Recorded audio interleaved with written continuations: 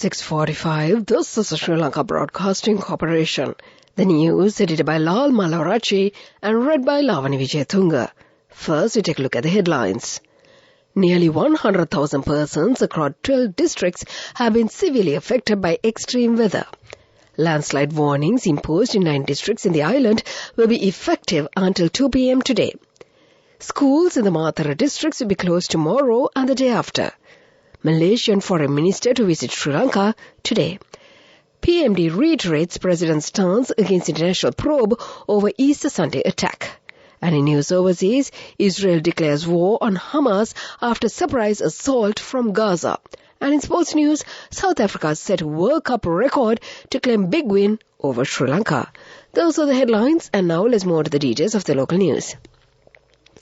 The Disaster Management Centre says about 100,000 people across 12 districts have been affected by the prevailing inclement weather. The Mathura District Disaster Management Committee reported that a total of 65,000 persons have been left severely affected in the district as a result of the extreme rains. Owing to the prevailing inclement weather conditions, schools in the Mathura District will remain closed until Tuesday. All schools in the Mathura district will remain closed for 2 days next week in view of the prevailing torrential rains and the inclement weather conditions, the District Disaster Management Committee reported. Accordingly, schools in the Mathura district will be closed tomorrow and the day after. Schools in the Mathura districts were closed on the 5th and 6th of this month owing to the bad weather conditions.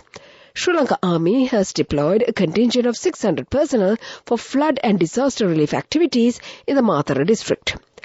Landslide warnings imposed in 9 districts in the island by the National Building Research Organisation will be effective until 2 p.m. today.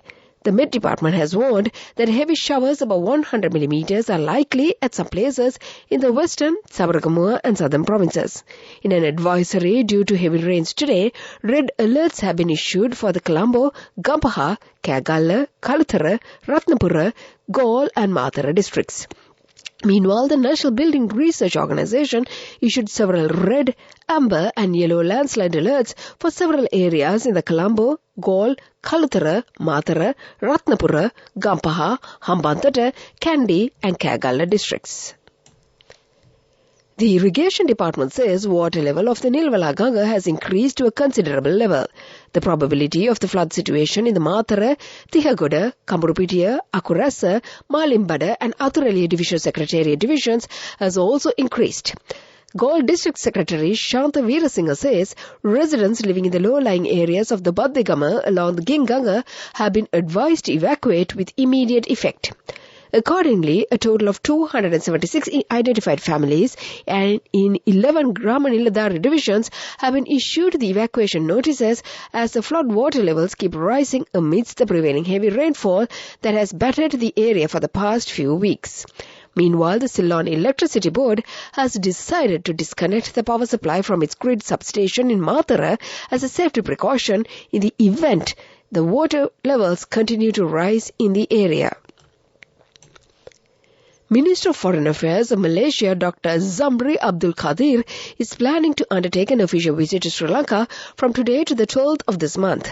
During the visit, the Malaysian Foreign Minister is scheduled to have bilateral discussions with his Sri Lankan counterpart, Ali Sabri, and per courtesy call on President Ranil Wickremesinghe and Prime Minister Dinesh Gunawardena. Dr. Qadir will be accompanied by the Under-Secretary of the South and Central Asia Division Dio Said Muhammad Bakri Said Abdul Rahman, several top diplomatic officials. The Malaysian delegation is also participate in the 25th meeting of the Committee of the IORA senior officials tomorrow and the 23rd IORA Council of Ministers on the 11th of October in Colombo. This is the news from the Sri Lanka Broadcasting Corporation.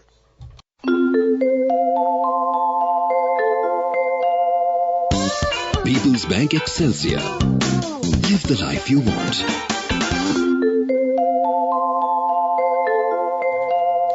And we continue with more local news. The President's Media Division has expressed its concerns about an editorial in the Sinhala language Catholic newspaper Nyanatha Pradipaya published today, which called for an international investigation into the Easter Sunday attack.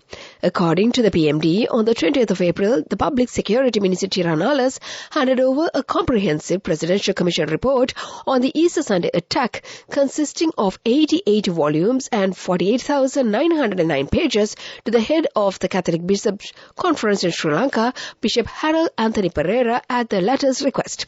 The PMD claimed that in a recent telephone conversation between Minister Tiranalas and Bishop Harold Anthony Pereira, the bishop indicated that he is currently engaged in a personal review of the report.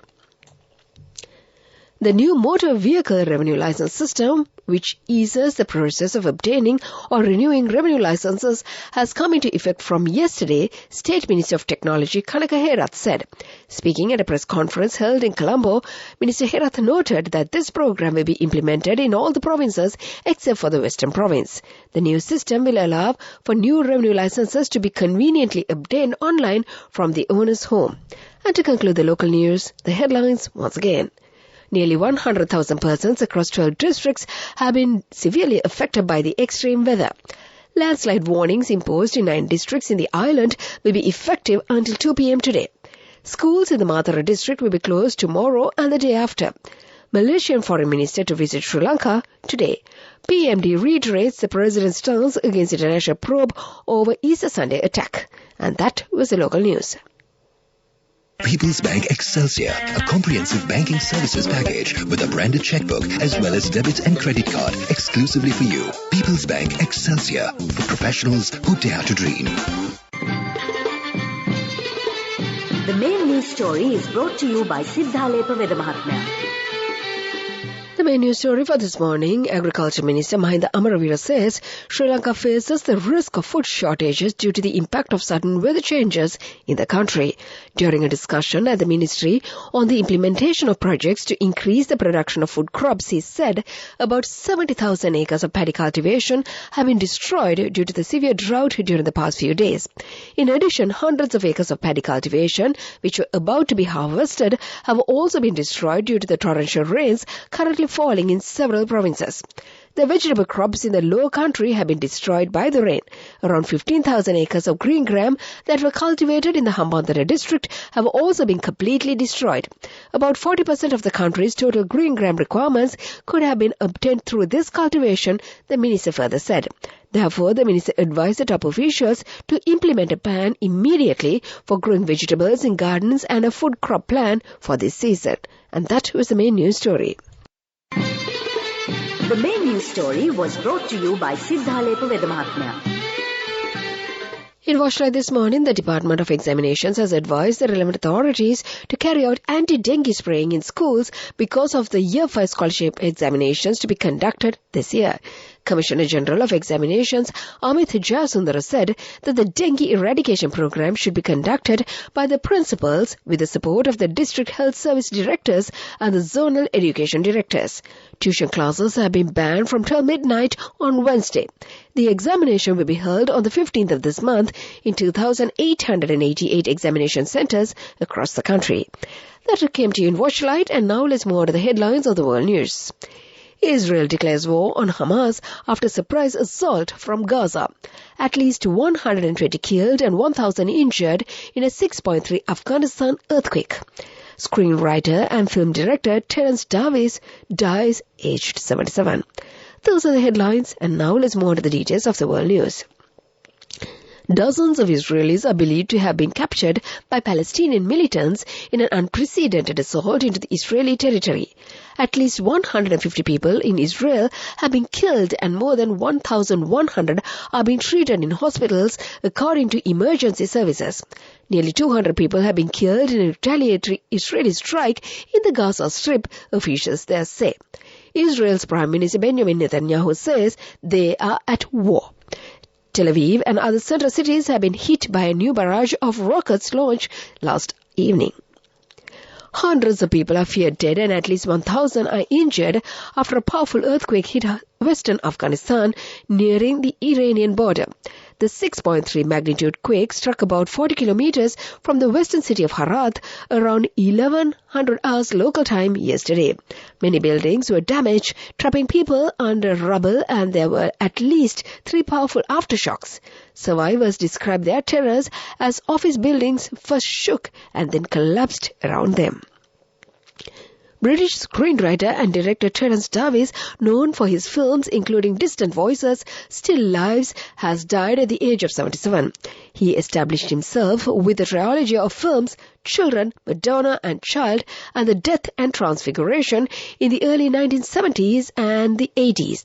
Born and raised in Liverpool, his work often has an autobiographical element. He died peacefully at home after a short illness, his manager confirmed in a statement. And that was the world news. Development news.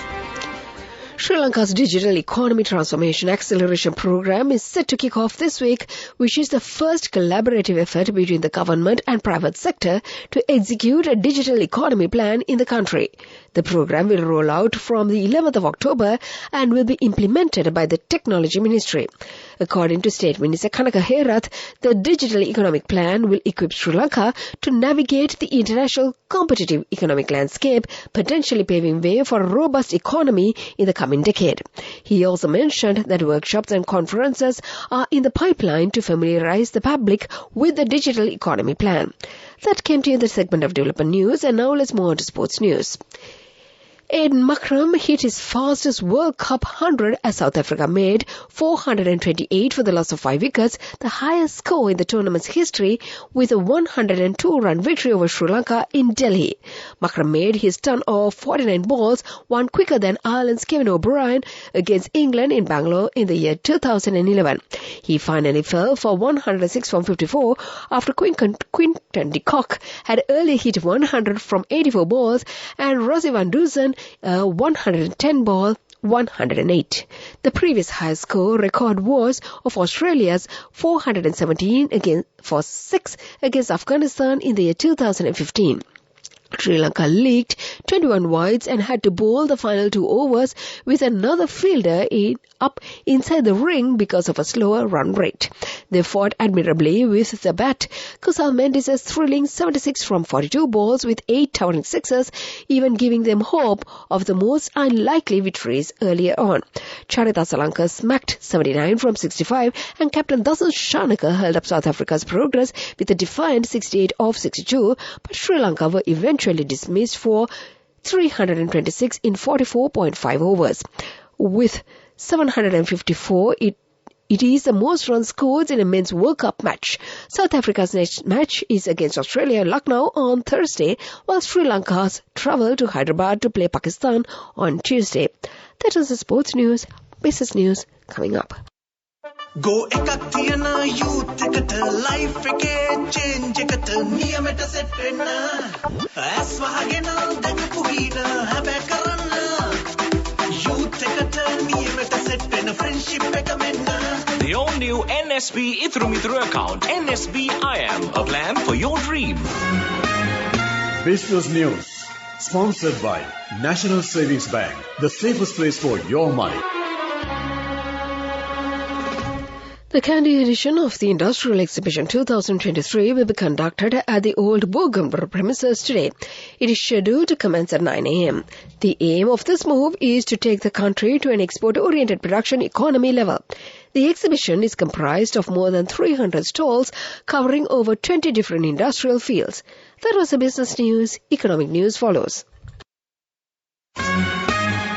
Business News, sponsored by National Savings Bank, the safest place for your money.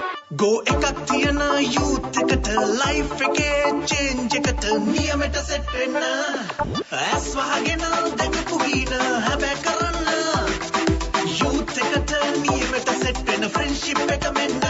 The all-new NSB Ithru Mithru account, NSB IM, a plan for your dream. In economic news, Sri Lanka's tourism revenues grew more than triple to $152.2 million in September 2023 from a year earlier as the arrivals have gradually picked up, official data show. The tourism revenue numbers are based on a survey conducted by the Tourism Promotion Office and released by the Central Bank. Estimated tourism revenues for September was $152.2 million, up from $40.5 million in the same month a year earlier. That is the economic news and the weather report to conclude. Weather report. And finally, the weather report. Showers or thunder showers will occur at times in the western, Sabaragamuwa, southern and northwestern provinces. Fairly heavy showers, about 50 millimeters, can be expected at some places in the western, Sabaragamuwa and southern provinces. Showers or thunder showers will occur at several places elsewhere during the evening or night. And before we conclude this bulletin, let's get back to the headlines once again. Nearly 100,000 persons across 12 districts have been severely affected by the extreme weather. Landslide warnings imposed in 9 districts in the island will be effective until 2 p.m. today. Schools in the Mathura district will be closed tomorrow and the day after. Malaysian Foreign Minister to visit Sri Lanka today. PMD reiterates the president's stance against international probe over Easter Sunday attack. In news overseas, Israel declares war on Hamas after surprise assault from Gaza. And in sports news, South Africa set World Cup records to claim big win over Sri Lanka. And with that, we conclude this bulletin of news. And now it's back to your Sunday morning host, my good friend Abhishek Kumarage, on the other side of the glass panel to brighten up your day.